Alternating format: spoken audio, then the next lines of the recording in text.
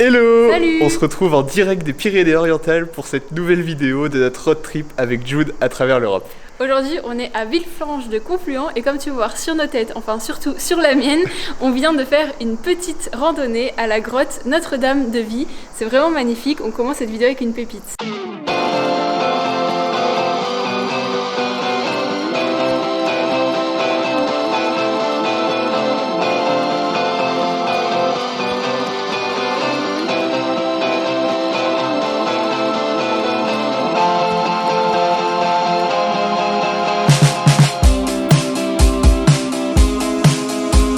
On s'est posé à la chapelle pour pique-niquer parce que juste en bas de la grotte, il y a une petite chapelle bien tranquille et à l'ombre. Le début de la rando est pas forcément facile à trouver. En fait, il faut sortir du village à l'opposé de la gare, pas du côté de la gare, passer la voie ferrée et ensuite tu vas avoir un petit coin juste avec une stèle, avec une vierge il me semble. Et un panneau où il y a écrit 4000 mètres. Voilà, c'est ça. Voilà, et ensuite ça monte pendant 45 minutes. Et donc faut avoir de bonnes jambes quand même, hein, parce que ça monte assez. Ouais. Puis c'est vrai que nous on l'a fait là, il est midi et la grotte elle est un peu à l'ombre encore, donc peut-être venir plutôt en fin d'après-midi. On pourrait avoir des jolies couleurs qui donnent sur la grotte. Ouais. D'ailleurs dans la grotte il y a pas mal de chauves-souris qui passent, donc c'est assez marrant. Ouais, mais c'est vraiment une rando à faire quand c'est dans les Pyrénées-Orientales. C'est vrai que c'est pas très long, en tout 1h30. Ça grimpe un peu comme te disait Alex, il faut avoir des bonnes jambes, une casquette de la crème solaire parce que la plupart du sentier est quand même au soleil.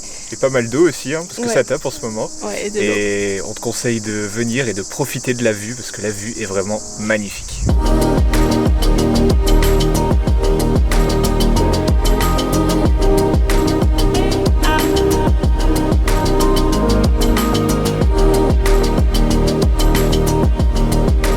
On a passé une super journée à Villefranche de Confluent et juste à côté pour faire la randonnée. Il y a tellement de choses à voir dans les Pyrénées-Orientales qu'on a décidé de rester une semaine au niveau de Vinça. On a passé 2 jours dans un camping avec une super vue sur le pic du Canigou et là on est dans un home camper. C'est une plateforme qui te permet de réserver un coin de jardin chez l'habitant, donc c'est top parce que tu voyages, tu rencontres des gens, tu peux discuter et en même temps tu as accès à des services auxquels tu n'aurais pas forcément accès quand tu dors en pleine nature. Et on a encore une vue magnifique sur le pic du Canigou et en plus il y a une petite piscine, on te montre ça tout de suite.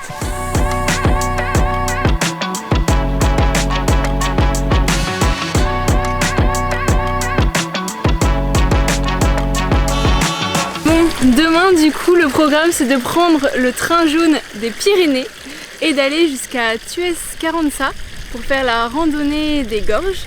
Ça s'annonce super beau, on voulait le faire aujourd'hui, mais malheureusement le train était complet. Donc si tu veux prendre le train jaune des Pyrénées, on te recommande de t'y prendre assez à l'avance.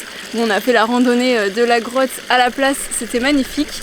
Donc voilà, le programme un petit peu de demain. Nous on va profiter de notre home camper pour ce soir, prendre une petite douche chaude et puis on se dit à demain.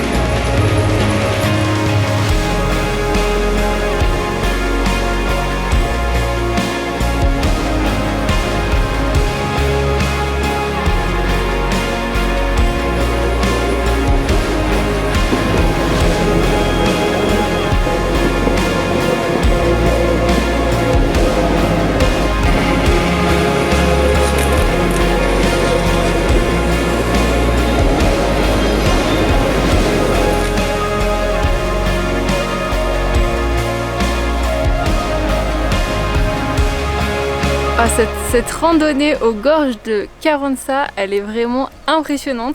Là on est sur le retour et on fait une petite pause. Mais franchement, entre corniche et passerelle, on te recommande vraiment de la faire. Par contre, ne pas la faire si tu as le vertige, parce que c'est vraiment assez effrayant. Là on a fait une petite boucle de je sais pas combien de temps, à peu près 4-5 heures. Mais après tu peux même aller jusqu'à un refuge et passer la nuit. Là du coup ça se fait sur 2 jours. Et du coup pour arriver à peu près au niveau de l'endroit où il y a toutes les passerelles, il y a 2 endroits. Soit l'endroit par la corniche qui est vraiment assez impressionnant, on l'a fait à l'aller et tu verras sur les images, tu comprendras pourquoi il ne faut pas avoir le vertige. Et puis l'autre endroit, c'est un petit peu plus à flanc de falaise et c'est la route qu'on prend pour le retour du coup. Mais c'est vraiment un régal cette rando, on en prend plein les yeux.